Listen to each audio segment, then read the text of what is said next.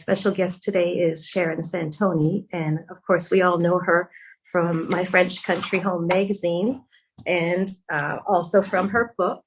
Some of you might have read one of her books. She's got two, I believe, and she also has her blog and her wonderful subscription box, and now even a podcast. So I just thought we could chat with Sharon today and find out a little bit more about her. So good morning, Sharon. How are you? Good morning, Lisa. I'm very well, thank you. Well, it's a good afternoon for me because I'm in Normandy, France. But Yes. Thank you so much for inviting me on. Well, you're welcome. Anytime. I'm glad to have you. So I just thought we would find a little bit more out about you. So my first question is, how did this all happen with your blog and your magazine and all these amazing things that you've done? Well, I've been very, very lucky. It all started. I'm mother of four, and I've raised my children. I had that luxury of being able to raise my children. But when the youngest one was 13, having been a really hands-on mum and really sort of full-time mum, I found myself feeling slightly redundant because nobody really needed me so much anymore for the school runs and tying shoelaces and homework and all the rest of it. And so literally New Year's Eve 2009 at midnight, I raised my glass and I said 2010 is the year I'm going to reinvent myself. And nobody was listening, but it didn't really matter because I had actually said it out loud and I'd said it to myself. It's like sort of making a promise to myself.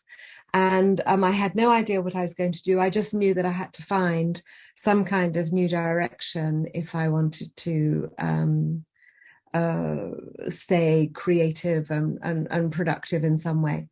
And an American girlfriend around that time sent me an email saying, hey, I've started a blog. Click on this link and you can take a look. And I didn't know what a blog was. I promise you, I didn't know what a blog was. And so I took a look and first of all, I thought, oh, this is very personal. I don't feel like I can read this. And then I went back and had another look and realized how well it was written, and then started visiting her blog roll on the sidebar and visited a whole load of other sites. And I was just amazed by the quality of the writing and the photos. You know, they made me laugh, they made me cry, they were very creative. And it felt like this girlfriend had opened doors for me onto this big party that was going on without me being aware of it, and if I wanted to, I was allowed to go in and join in. So I thought, well, I can give it a try. I mean, it was Blogspotted those days. I was on Blogspot, so it wasn't like it was going to cost me anything to try, except for learning how to do it. I had an old beaten up computer that nobody else wanted. It took about an hour and a half every morning just to get it going. And I knew nothing about building a website. I knew nothing about doing anything on internet. And so I sort of set myself this task of working it out and creating this very simple website, because Blogspot was brilliant for that, actually. And what was lovely is that very quickly, once the blog was published in February for the first time, very quickly I made blogging friends, and there was a great camaraderie at that time. It was a rather a special time in the blogging world. There was a lot of mutual support and a lot of help from between each other, and saying, how did you manage to get that color there? How did you manage to lay it out like that? And a lot of mutual support, which I thought was wonderful. So I blogged for a couple of years, every single day. I don't know how I had so much to say. And then I was approached by the publishing company Gibbs Smith, who asked. So my special guest today is Sharon Santoni, and of course we all know her from My French Country Home magazine, and also from her book. Some of you might have read one of her books. She's got two, I believe, and she also has her blog and her wonderful subscription box, and now even a podcast. So I just thought we could chat with Sharon today and find out a little bit more about her. So good morning, Sharon. How are you? Good morning, Lisa. I'm very well, thank you. Well, it's a good afternoon for me because I'm in Normandy, France. But thank you Yes. so much for inviting me on. Well, you're welcome. Anytime. I'm glad to have you. So I just thought we would find a little bit more out about you. So my first question is, how did this all happen with your blog and your magazine and all these amazing things that you've done? Well, I've been very, very lucky. It all started, I'm mother of four, and I've raised my children. I had that luxury of being able to raise my children. But when the youngest one was 13, having been a really hands-on mum and really sort of full-time mum, I found myself feeling slightly redundant because nobody really needed me so much anymore for the school runs and tying shoelaces and homework and all the rest of it. And so literally New Year's Eve 2009 at midnight, I raised my glass and I said 2010 is the year I'm going to reinvent myself. And nobody was listening, but it didn't really matter because I had actually said it out loud and I'd said it to myself. It's like sort of making a promise to myself. And I had no idea what I was going to do. I just knew that I had to find some kind of new direction if I wanted to stay creative and productive in some way. And an American girlfriend around that time sent me an email saying, hey, I've started a blog. Click on this link and you can take a look. And I didn't know what a blog was. I promise you, I didn't know what a blog was. And so I took a look and first of all, I thought, oh, this is very personal. I don't feel like I can read this. And then I went back and had another look and realized how well it was written, and then started visiting her blog role on the sidebar and visited a whole load of other sites. And I was just amazed by the quality of the writing and the photos. You know, they made me laugh, they made me cry, they were very creative. And it felt like this girlfriend had opened doors for me onto this big party that was going on without me being aware of it. And if I wanted to, I was allowed to go in and join in.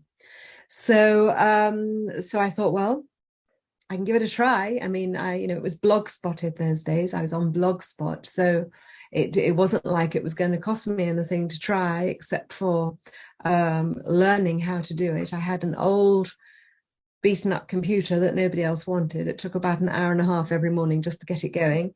And I knew nothing about building a website. I knew nothing about doing anything on the internet. And so I sort of set myself this task of working it out and creating this very simple website, because Blogspot was brilliant for that, actually. And what was lovely is that very quickly, once the blog was published in February for the first time, very quickly I made blogging friends, and there was a great camaraderie at that time. It was a rather a special time in the blogging world. There was a lot of mutual support and a lot of help from between each other, and saying, how did you manage to get that color there? How did you manage to lay it out like that? And a lot of mutual support, which I thought was wonderful. So I blogged for a couple of years, every single day. I don't know how I had so much to say. And then I was approached by the publishing company Gibbs Smith, who asked me to write a book about a theme that I was already writing about on the blog, about the French girlfriends I had, who I thought had interesting stories to tell. And so obviously I was extremely flattered and very excited to have that book offer. And I said, yes, please, straight away. So we published that in 2015 and another one in 2017. In the meantime, I had started the tours because people were writing to me asking if they could shop for antiques with me, which I started. And then when the second book came out in 2017, I thought it was time to sort of justify all of this incredible amount of time that I was spending creating this website and give it a commercial aspect. And I created the subscription boxes. By then I had my first person working with me, a young American girl called Hannah, who together we really sort of worked out how to create these subscription boxes. And again, it was another sort of exciting moment. And when it came to actually launching, people said, well, how many boxes are you going to do? And everybody looked to me for the answer as if I knew. But the thing is, I did actually have to buy the stuff to put into the boxes. So I had to commit to something. So I just said, we're going to sell 200. And everybody went, really? You sure you're going to sell 200? My husband said, really? Are you sure you want to shell out so much money? I said, yep, we're going to do 200. And we sold 198, which was amazing. Wow. It was really, really exciting. So that was in 2017 we started that, and that's obviously grown, and we continue to do our subscription box every quarter, which I love because we've become to be ambassadors for some of the greatest French brands. We work with some sort of the bigger, more well-known names, but we deliberately always search out the smaller artisan brands as well. And I love that we're giving them a showplace and throwing some light on their hard work and their passion. So 2017, by then the tours were going fairly well. 2019, I decided to start the magazine because the world of blogging was changing very quickly. And I thought, I just thought that I wanted to explore a new channel of communication. I honestly had no idea what I was getting into. It's kind of crazy, the amount of work that a magazine is, but I do love our magazine. And then when the pandemic came, I have a small team. And obviously, I think like many business owners, my obsession was to protect the jobs of the people who are working with me. We felt a huge responsibility not to let them down. And so when the pandemic came, and I realized that our tours were going to be cancelled because nobody could travel, and that was a sort of part of our business model, part of our turnover, and I knew I had to make up for that missing chunk of turnover. So I just decided on the spot to launch an online boutique as an accessory to the subscription box, and scrambled around with the help of our IT guy. We put together the boutique website quite quickly. And then when confinement really got serious here in France and we were no longer allowed just to jump in the car and do things, I went over to the warehouse where we pack our subscription boxes, picked up any available stock I had there, loaded it into the car, came back here, and our dining room became a temporary warehouse.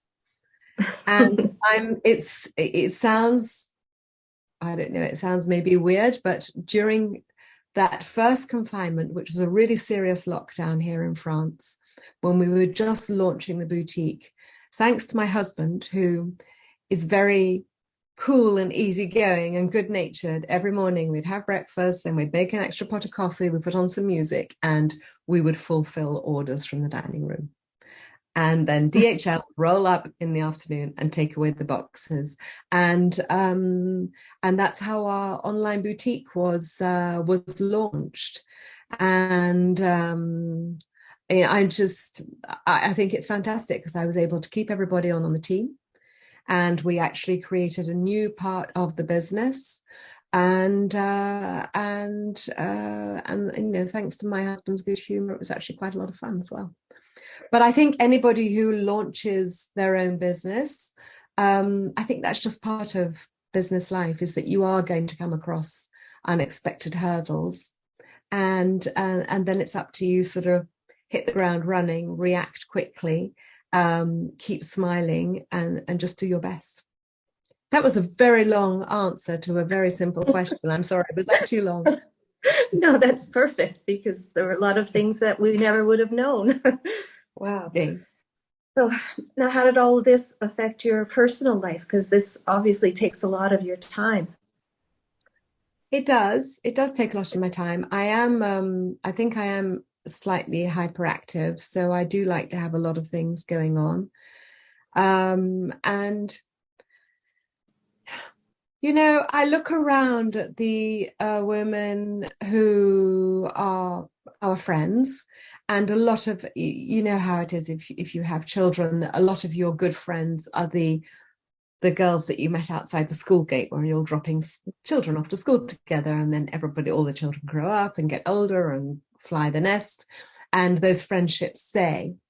And I would say the majority of these women that I know who are still friends with, the majority of them don't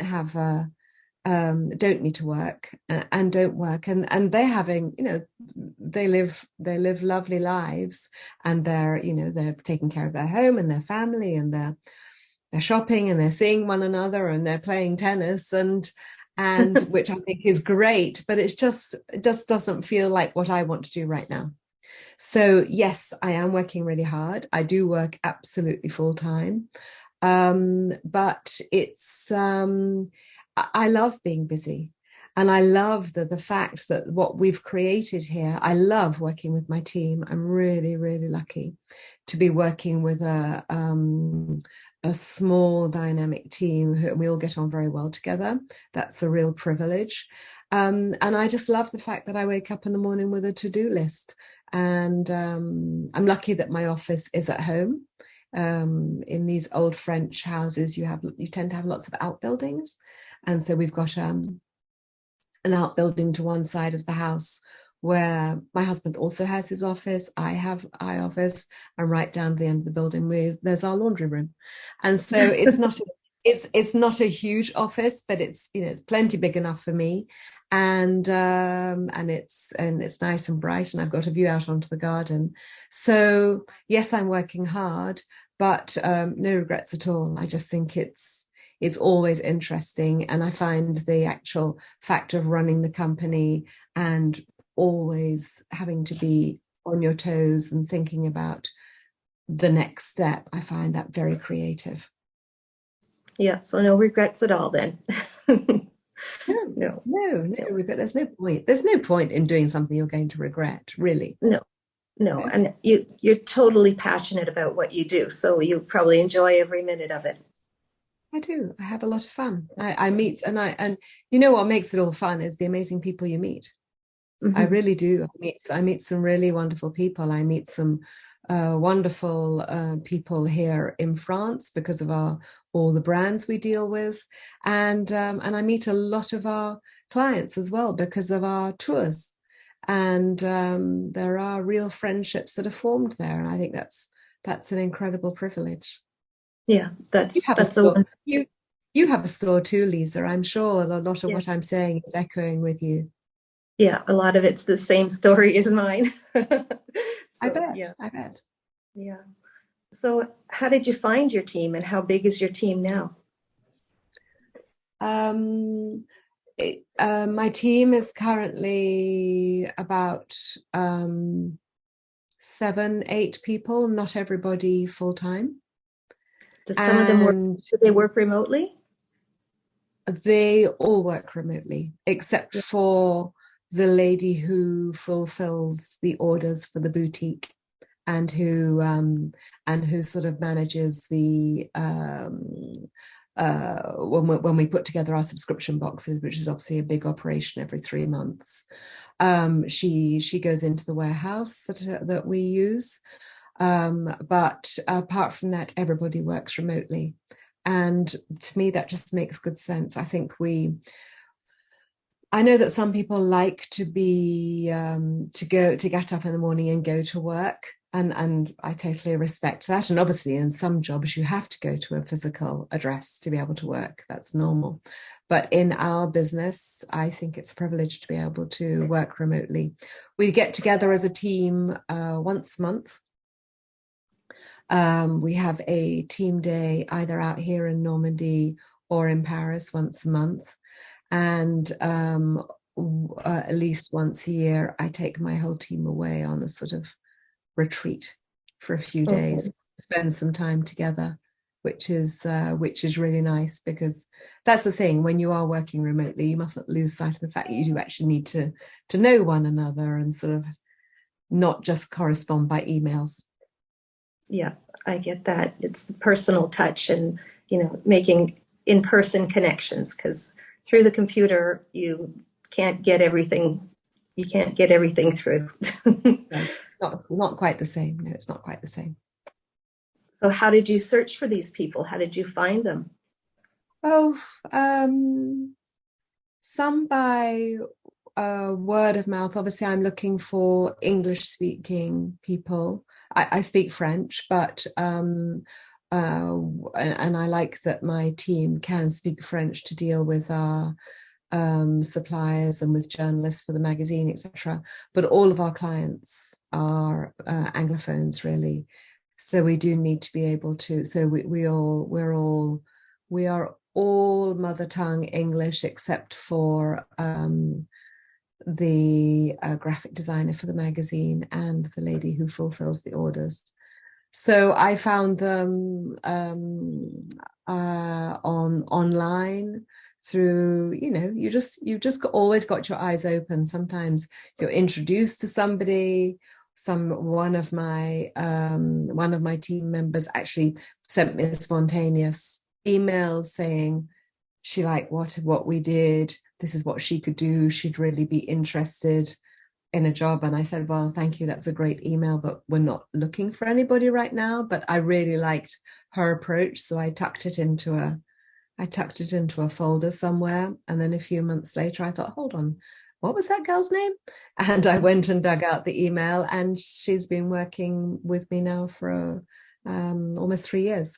So, you adapt. Yeah, I get it. Yeah. And what's the story about how did you get to France in the first place?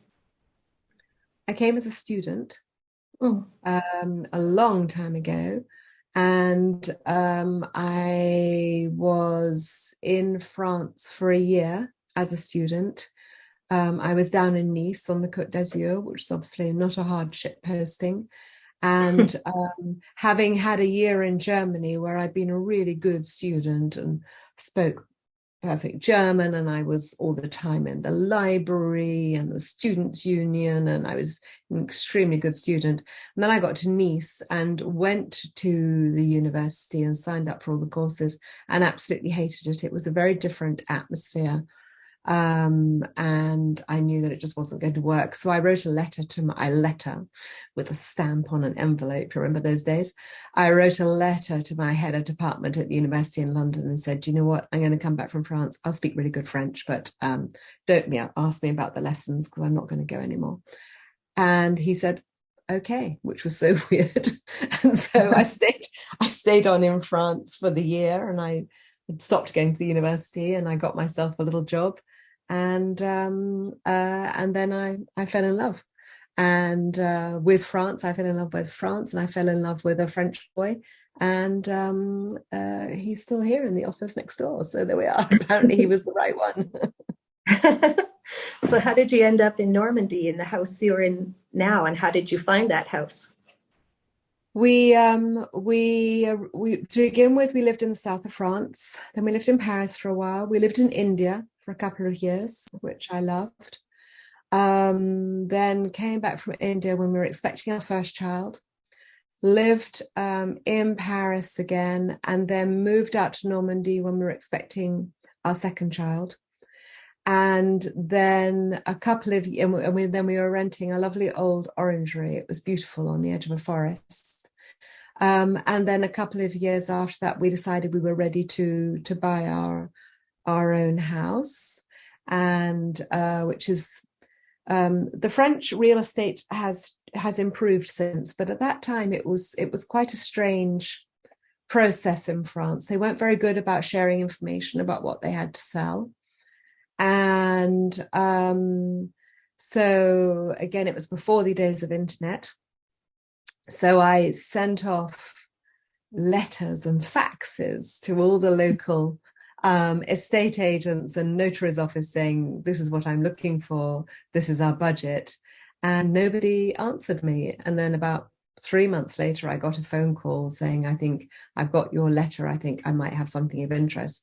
I jumped in the car, went down to an office, and this guy showed me, he handed me a folder of everything I didn't want, just little fairly recent houses of absolutely zero interest. And I said, but did you even read my letter? This is not what I said I wanted. And he was called out of the room on a phone call. So I jumped up from my chair and I grabbed a file on a shelf the other side of the office, which I thought looked a lot more promising. And I started flicking through really quickly while he was out of the room. And I came across a photo of this house. And he came back in and I said, this is the house I want to visit. Look, this is everything I listed in my letter. This is exactly what I'm looking for. And he went, oh la la, je ne sais pas. I have to speak to Monsieur le Directeur. This house, it's a little bit complicated. I said, well, okay, go and get Monsieur le Directeur. And he came in and said, oh la la, it's complicated. And this house belongs to a really big family in France and it's very confidential. I said, well, I don't even need to know who it belongs to. I just need to be able to visit it to know if it's of any interest to us. And it was a very strange process because they did show us the house twice, once just me and then once me and my husband. And visibly they didn't believe in us as potential buyers. So we called them and we attempted to put in an offer on the house, which they did not pass on to the owner. Very weird. And out of coincidence, a few weeks later, a girlfriend said to me, had dinner last night and there were some people at the dinner who were selling a house and I think it's the kind of thing you're looking for. And it was the same house. And so we were put in touch directly with the owners and they were a little bit complicated. It took quite a long while for it all to go through, but there we are. And there was the house. So we've lived here now for 27 years. Wow. Do you think you would ever leave that house? I don't know. I don't. For the moment, we're really happy here. We like Normandy. The house is not huge, so even though it was big enough for us to raise a family of 6, it now doesn't feel too big just for the 2 of us, and there's still room when people come home. So for the moment, we're happy here. Well, that's good. Yeah, I think if you're happy where you are, just stay there, just live your life, and absolutely. Your kids can always come home now, if you left. Yes, and then exactly. Yeah. So do your kids come home for Christmas or do you go visit them? Yeah, most of them for the moment are still coming home for Christmas. We haven't talked about this year yet, but that's what we love. Put up a couple of Christmas trees and lots of good food. I mean, like most families, really. Yeah. Do you ever go and visit your kids? Yes. We've got a couple of kids down in the south of France and Paris and one in London. So yeah, we try to see them all very regularly. And do you have any grandkids? We do. We have one little granddaughter who was born last December, a little precious girl who's obviously, the first grandchild in the family. So she's obviously the 7th wonder of the world, and we all adore her. That's wonderful. That's exciting. Yeah, it is very exciting. It really is. It's very, very lovely, very precious. Oh. And what about travel? I know your job keeps you really busy. Do you have time to travel for yourself? Well, we try to get away each summer. Generally, my husband and I get away a little bit on our own, and then we go somewhere on holiday where all the kids can join us, which is great. We're really lucky. They still want to come on holiday with us, and that's lovely. And they tend to bring along quite a few friends as well, which is also lovely.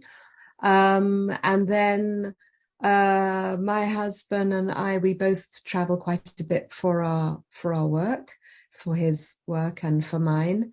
So, we're comfortable here, I must say. We already travel quite a lot for our work.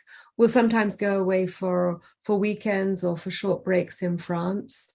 Over the years, I've traveled quite a bit as well, promoting my French country home on book signing tours or other promotional tours. Last November, I was very honored to be invited to talk at the Dallas Garden Club.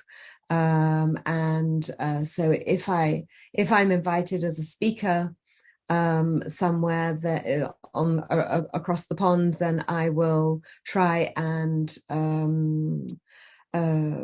tie in other events as well, not just cross for one event only. So last November, when I went to Dallas, had a couple of events in Dallas, then I had an event in Boston, and then Andover, and then in New Hampshire, and made a nice sort of round trip of about 8 days, I think. I really enjoy doing that, I must say. Book tour is a great idea. You're treated like a princess. Everybody is so lovely with you, and it's fun because you see the country in a way that you could never see the country if you were just a tourist. So I really enjoy those trips. Wow. Yeah, I wanted to know if you had been to America many times, and I guess you have. Yeah. Yeah, I have. I mean, I went when I was younger, as a teenager, with when my family we holidayed a couple of times in the States. But since I've got the business, I've done quite a few trips to the States. They are always pretty sort of whirlwind, I must say. We pack a lot in. I think the most I ever did, I flew to one year. I flew into Boston, had an event, a couple of events in Andover, then went out to the Newport Flower Show, got an incy-wincy tiny plane out to Nantucket in the storm, did not enjoy that, went back to Rhode Island, trained down to New York, where I arrived in the middle of the Gay Pride Parade, which was an experience in itself.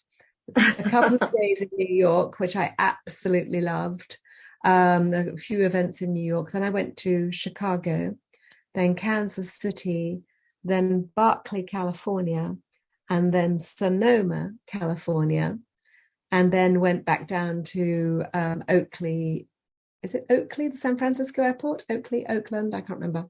Oakland, I think. Yeah, that's right, Oakland. And I got to check in, and I said to the lady at check-in, I said, you've got a really nice business lounge because I need a glass of champagne. And she said, oh my God, why? What's happened? And I told her the week I just had, because I think the whole thing happened in like 11 days. It was very intense. And she went, oh my gosh. And she picked up her phone and dialed a number. And I got very special treatment, which was so kind. So kind. Oh, that's amazing. Well, when I look at your magazine and your books, I think it's so nice that this is authentic French country, that it's real homes, real chateaus, real gardens, and it's so authentic. So I wanted to know, what do you think about the North American version of French country decorating? Because it's a little bit different. They imagine something, and it's not quite what it is. Well, yes, it is different, but it's also I'm always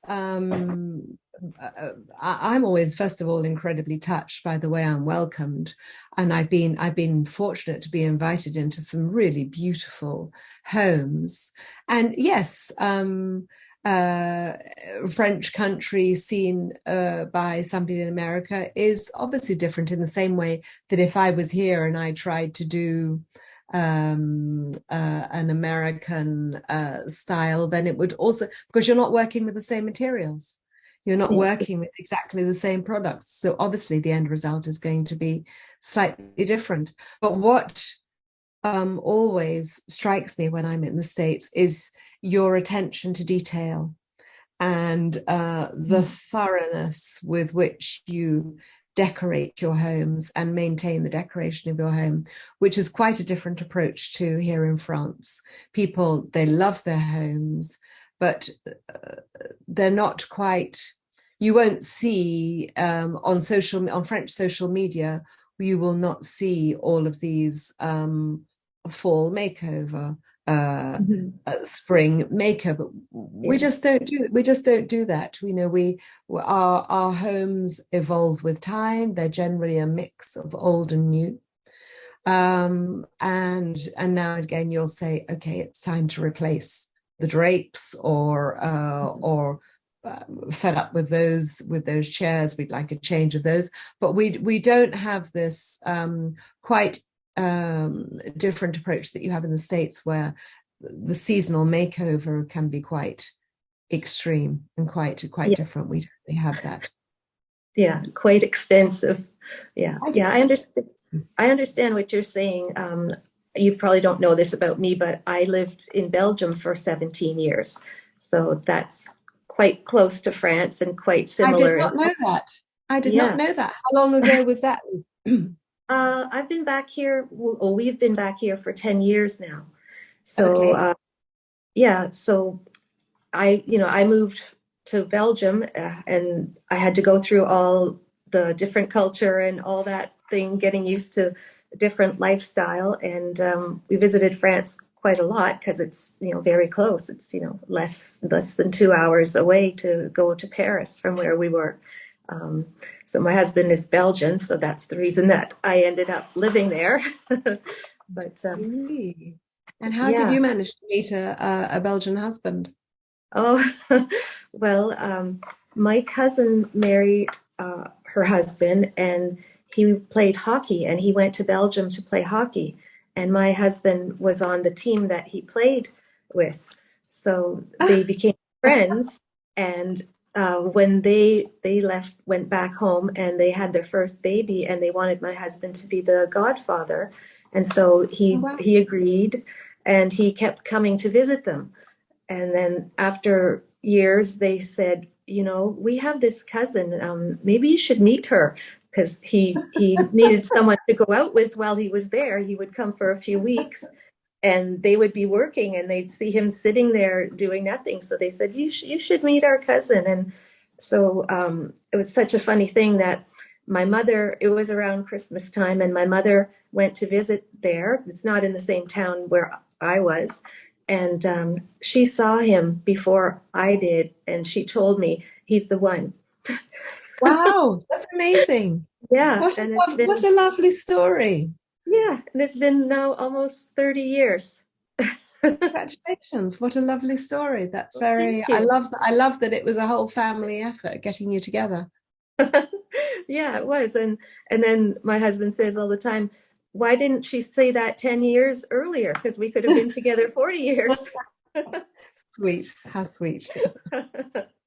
Yeah. Oh, so yeah, that's funny. Yeah. So thinking about Belgium and culture shock, moving from one country to another, it was different for me to go there and learn all the different things they did, the lifestyle, the shopping, the going to the butcher and the baker every single day, and driving everywhere on your bike to get your stuff. Yes. Did you have a similar experience? Yes, absolutely. I mean, we do. We have little local. We have the local bakers, local butchers, little store in the village that we can cycle to, or going to the market. Now we're just, sorry, going to the market to get your things once a week. Do you do that? Oh yeah, absolutely. Yes. We do all of that. Absolutely. Yeah. No, it's important. It's important. I think, especially now we're just buying for the two of us. It's not the same as when we were shopping for a family of 6. This whole emptiness thing seems so scary to begin with, and then little by little it sinks in. It's actually, this is not such a bad thing. It's actually quite fun just to see them regularly, and but to sort of settle into our own new rhythm and have time to think about what we want to do again, or want to go off for a weekend, not to have to worry about things. It's nice, and very lucky to be in that period. But yes, a local living is, we're 100 kilometers outside of Paris, so about an hour and a quarter, hour and a half's drive out of Paris, depending on the traffic. But here in the country, yes, it is. There's the local market, the farmers market, and then the local stores. And we're very lucky to have really good quality butcher, fishmonger, cheesemonger, baker, chocolate maker, all those things. Mm. So do you do a lot of entertaining? Yes, we do. We do. Yeah. This is very much what the culture here is like, that you entertain, you invite, and you are invited, and this is what we all love. So yeah, entertain a lot. Yeah, that's how it was in Belgium. We entertained all the time.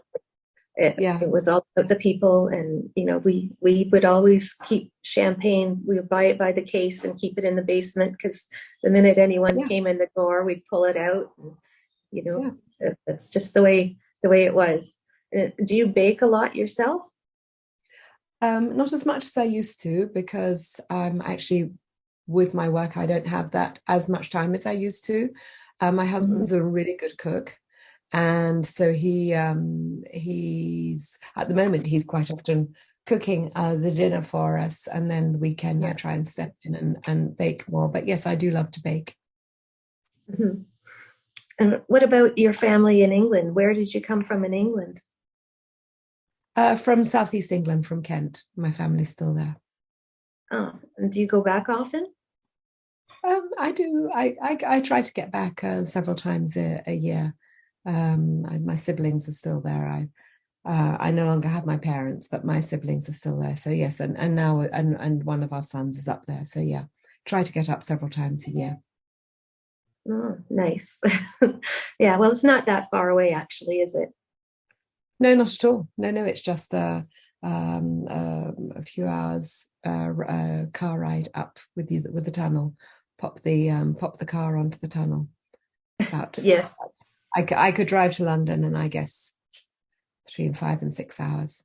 Mm-hmm. Wow. Yeah. I was going to ask something, but I forgot what it was. Yeah.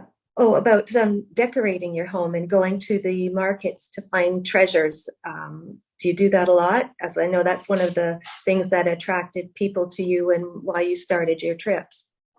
I do. I love to do that. We've got a couple of good antique dealers here in the valley. And the village fairs are not what they used to be, because I do think that all those old French attics, I think they've pretty much been emptied now. I think that's the truth. But there are some very good fairs on regularly throughout the year. And in September, we have two tours in September, and they both coincide with the Chateau Fair. And if any of your listeners like to buy antiques and they're in France, either in September, late September, or mid to late March, there's a fair. It's on the west side of Paris. It's called Chatou, Chatou, the big fair with several hundred antique sellers there. And it's a really wonderful fair, and it lasts for 10 days. So you've got plenty of time. You can go once, and then you see something you like. If you're willing to take the risk that it might have gone by the time you go back, you can go back a few days later and have another thing to think about it. It's a very sociable fair. There's lots of restaurants there, and a whole load of the dealers bring their dogs. It's a really lovely, relaxed atmosphere. So I love going to that. And there's a couple of fairs in the south that I really like as well. Did you make a video about that fair one time? I did. Yes, I did. Yeah. On YouTube, there's a video about the fair at Chatou. Absolutely. I think it's okay. What's the I think one? it's one of our better videos, actually. Yeah, I remember that one. And I wanted to ask about your friend. I think you were doing the tours, and the people who came on the tours could stay at your friend's restored chateau. You're talking about Marie Christine and their chateau in the south of France. I think And so. it's And it was for sale. yes, it has been sold. It has Oh, been okay. sold. It Yeah, has been that's what I sold. was Yeah, wondering. the tours didn't actually stay at the chateau. They stayed in a hotel right next door because Okay. even though it's enormous, strangely enough, there aren't that many rooms because all the rooms are so huge. But we had our meals there, we had a lot of activities there, and it was our sort of home base for the tour. And yes, no, they have, it's the right decision. They've sold the chateau and they found some really wonderful buyers who are very sympathetic to the style and the age of the chateau, and I'm sure it's going to be in great hands, which is fantastic. Yeah, that's wonderful because it's so beautiful and it's restored so lovingly. It's And to give that away, you have to have the right people who appreciate it and who aren't going to destroy what they just spent their life and their love doing. absolutely, absolutely. I should Yeah. maybe say actually, because people might be wondering I'm in my office right now, and all of the artwork on the wall behind me, I don't know how clearly you can see that. This is on my office wall. I like to frame anything that has come to me via the contacts that I've made Oh, from blogging and from my work, which I really like. There's a photograph there by Carla Colson. There's a painting by Claire Basler. There's another painting by Remy Péché, by Jean McKay. And I just think that I love this. There's another wall opposite as well that you can't see. And I just think that it's just, every time I come into my office, all of these pictures are just reminders of all those amazing people that I've met through my work. I'm really lucky. that's really special. That's nice because it's so meaningful. Yeah, it is. It is. Yeah, Yeah, and it's every day you get the reminder of it, so it keeps it going, keeps that feeling. exactly. Exactly. Wow. Well, what about the tours now? Tell me, what do you do on one of your tours? Where do you go with the people? Where do they stay? How does it work? Well, in our September tour, which is coming up in just a couple of weeks' time now, 10 days' time, we will be, it's what we call a brocante tour. So there'll be quite a lot of antique buying, visiting gardens, visiting private homes. There'll be a cooking class. There'll be lots of good food, lots of champagne. And we on the September tour, we spend 3 days in the countryside, Normandy, and 2 days in Paris, one of them at the Chateau Fair, and then another one at another antique fair in Paris. And then visiting some people in Paris who've got some other interesting stuff to show us. I put the tours together as if I was constructing, putting together a week with a really good girlfriend. And so in Dordogne, we've got a wonderful tour we did for the first time this year, which is coming again next May, which is all around gardens, where we're invited into some amazing private gardens in Dordogne, welcomed by the owner and the creator of the garden. And that was a fantastic tour last May. This April, this coming April, we're going back down to Provence, where there'll be a very special tour with a girl called Lucy Hunter, who is an expert floral artist, and she's going to be co-hosting with me and Sandra Sigman, and we're putting together a tour around floral art. Lucy comes back and with me in October for another floral art and garden design tour, which is based in Normandy. We'll be based at the Chateau de Primard, which is the former home to Catherine Deneuve, the actress. Go back to Dordogne. Yeah, wasn't that one in one of your articles? Yes, on our I might have it here on the July August magazine. Primar was on the front cover. We did I did a a tablescape in their greenhouse. Yes, that's right. And and then we've got for the first time next year, we've got a tour to the Loire Valley, which is famous for its royal chateau. Oh, I did the tour of the Loire Valley once before. That was amazing. The beautiful. What's your best memory of that tour? I'm interested to know. Going to Chenonceau. Oh, you love Yeah, I don't know if I say it correctly, but that was amazing. Just being in there. I think we went and drank wine. There's a wine that's right. cellar there somewhere, and it was just coming. I was younger then, that this was like maybe 25 years ago or maybe even more. And I was young and had never been to France before. So that was one of the first things that I saw. And it's just like, whoa, amazing. Oh, I did. But the chateau in the Loire Valley are truly amazing. They really are. So I was actually there this weekend that's just gone with my husband. Before, when we launch a new tour, it's very important that I go down and check out addresses and find some nice restaurants for our lunches, check out the hotels that I've chosen, and the structure for each day. And I hadn't been to the Loire for quite a while, and goodness me, those chateaux are just so amazing. And the gardens are so inspiring. So I'm very excited about that tour next year. It will be a good one. It will be a small group in a really beautiful luxury hotel, and we're going to have some fun. What time of year is that going to be? The Loire tour is 29th of August to the 3rd of September. Okay. I'm going to put that on my wish list.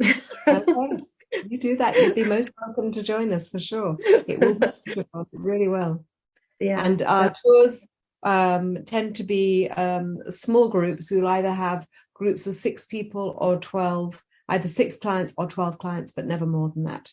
So there's small groups and real friendships are made. And what makes me so happy is that we've got so many return clients. I have clients who have been on. I've got several clients who've been on 8 tours with me already. I've got some really, really, a lot of repeat clients, which is what pleases me the most. Yeah, that's amazing. It's like they become your friends. Yeah, they do. Yes, and they make friendships between each other as well.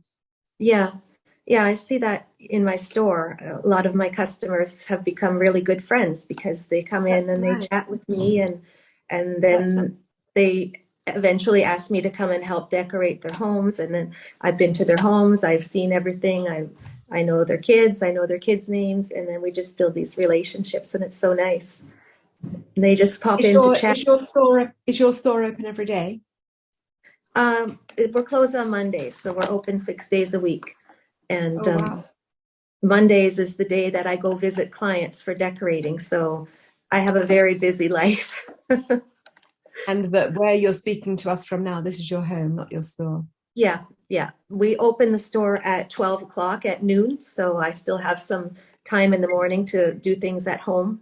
So in the summer, I'm at home, here up in my office doing computer work or things like that. And when school starts, my son goes to school. He's 16. He goes to school right around the corner from the store. So I drive him to school at 8 in the morning. And between 8 and 12, I just do my paperwork or do what needs to be done in the store. And then we open from 12 to 5. Oh, nice. Oh, that's very good. I like that, not being open in the morning. Yeah, I changed that during COVID because we were shut down, but people could still buy online. So I was there from 10 to 5, not even knowing if one person was going to come and pick up their parcel. So I said, I've got to reduce the hours because I'm just here for nothing. And then I liked it that way. So I just kept it that way. It made my life easier. It makes sense. Nina, not everything that's come out of COVID is bad. There's quite a lot of, I think a lot of people, certainly here in France, a lot of people have rethought their sort of life priorities and have sort of slightly restructured how they do things. Yeah, here too. A lot of things have changed, but changed for the good. And a lot of, even though COVID was a bad thing, good things came out of it. Like for me, at least, it was terrible that my store had to be closed. We were closed for almost 8 months, and that was crazy. But because of COVID, I got a website and started selling online. And then, that led to other things and so on and so on. So if it hadn't been for COVID, I wouldn't be where I am now, because I wouldn't have tried to learn all the things I needed to learn to stay open and learn marketing and get customers from people who I don't even know. Because before COVID, I was just a local business, and it was only people who lived around here who shopped. And now it's all over North America. So, that's amazing. And thank you so much for carrying our magazine. I know that we're so happy to have our magazine in your store. That's great. Yeah, well, I loved it. Before I had it in the store, I subscribed to it myself. And it's so funny because I kept saying to my husband, I wish we could carry this in the store. I love this. My customers would love it. But I was kind of too afraid to ask you, because I thought, I'm just this little store. They're not going to know anything about me. And it was so funny because I was just about to get the courage to ask. And then there was an email from you saying, we saw your store and we think you're a good fit. Would you like to carry it? And I was like, oh, yay. That's right. Yes, we did. We took, I think how did we do that? I think we sort of looked through people who were buying the magazine or who were buying the boxes. And when we saw that there were some people who had businesses, we didn't reach out to that many people. We reached out to a few people and said, we were, for us, it was a great way of sort of spreading the word and getting some extra visibility. So yes, we were super happy that you said that you said yes to that. Yeah, well, I was so happy, and my customers love it. And they phone me, is it in yet? Is it in yet? Can you put one aside? Thank you. I have a list of the regulars who want me to save it for them. And then I have people who drive 2 or 3 hours just to pick up your magazine. Oh wow, that's crazy. Yeah. That's amazing. Yeah. And people who phone me from all over the place and ask if I can ship one to them. And the shipping usually costs more than the price of the magazine, but they're still willing to pay because they want it so badly. Tell me about it. This is the struggle of our magazine, is that we are that we want to, the magazine for the people who subscribe. For example, the September magazine will be sent out, will be shipped end of July, beginning of August, so a month before the publishing date. But unfortunately for some of our clients in the US, there are problems with the USPS, and sometimes some of the magazines are held up. Most of them arrive on time, no problem at all. But there's always a couple that get held up, and sort of people who don't know us. Excuse me, you're not meant to sneeze when you're being interviewed. I'm so sorry. Must have been there's a lot of pollen in the air here at the moment. Yes, and just now and again, a copy will go astray, and it always makes us feel sad, because we know how hard we work to get this out on time and to get it sent as quickly as possible.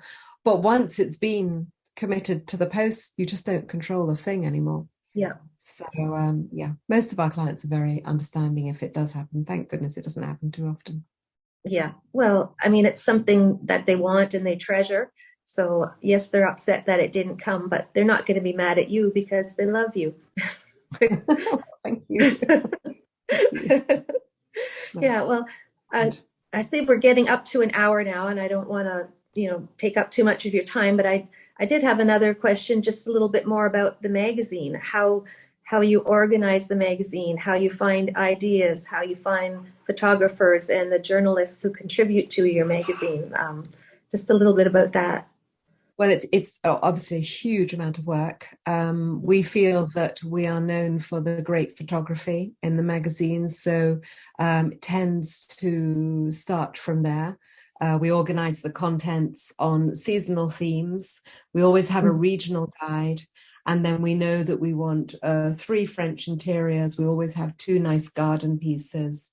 And we are the regional guide, and then we've got also 2 recipe sections as well. And first and foremost, it's the importance of the quality of the photos.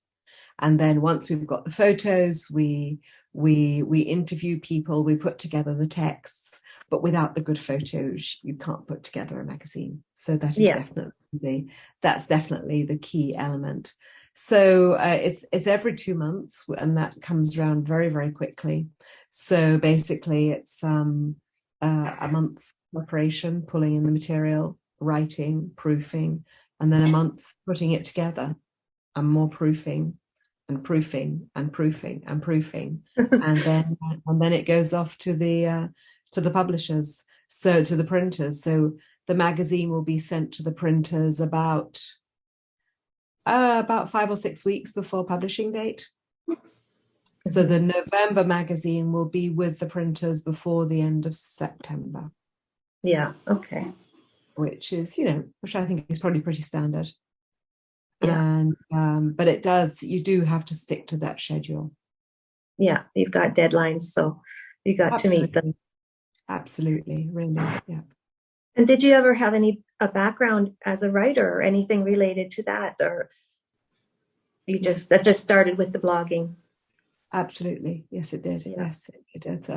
At school, I was the one whose copy was held up and said, as an example of how not to write. So I do have no background at all in writing, but I think there are definitely better writers than me out there. But I think my real pleasure is sharing experiences, sharing photos, sharing experiences, sharing the everyday beauty that I see around me. And I think if you're really sort of heartfelt and passionate about that, I think that comes across. I hope so. Oh, it definitely does. And what about, I know you stayed home to raise your children. Before you had children, did you have a career? What did you do after you finished school? Well, I'm British, and so I was educated at university in England, and then as soon as I finished my university education, I came out to France. And when you pick up sticks and you move to a different country, you sort of pretty much have to start from scratch, I have to say. So I did some different things in France. I started a pret-a-porter company. I worked in an office in Paris, but nothing I hadn't really sort of found a real direction by then. And then when we were in India, I had a small import-export company, which I really enjoyed. And then came back from India expecting our first child, and locked straight into 20 years straight of child raising. So I think that's probably why I enjoy what I'm doing today so much, is because it's all it really is a new chapter in my life. It's not picking up again on something that I had done before. It's a new chapter. What about, I see, well, everybody should see that you're a wonderful decorator. So is that something that just comes naturally to you? You just see beautiful things and know how to put them together? Yes. What's that saying? Only have things around you that you find useful or beautiful. I never remember the exact words of that, but yes, yes. we live in a nice old house with good bones and a friendly atmosphere, and we have nothing over precious in our room. And we brought up 4 kids, so, and we had horses and we've got dogs, so nothing can be too precious. I mean, the house, muddy boots in and out of the house is just it's just really, I think it's just got to be comfortable and pretty to look at. But yes, it just sort of comes together really. There's no huge plan, or No. there's no interior design expert behind it, that's for sure. Yeah. Well, you do a beautiful job, that's for sure. That's very good. Thank you. Well, I guess I will let you go because this is it's taken an hour of your time, and I don't want to infringe. Everyone's time is valuable. So, thank you so much for. Real pleasure talking to you today, Lisa. Thank you. Yeah, I really enjoyed it, and maybe we'll chat again another time. Maybe we'll have part 2. And maybe you'll come to the Loire with me. That would be fun. Yes, that would be amazing. I'll put that on my wish list and see if I can make the time for that, because that would be so wonderful. All right, so I will stop now, and thank you very much. Well,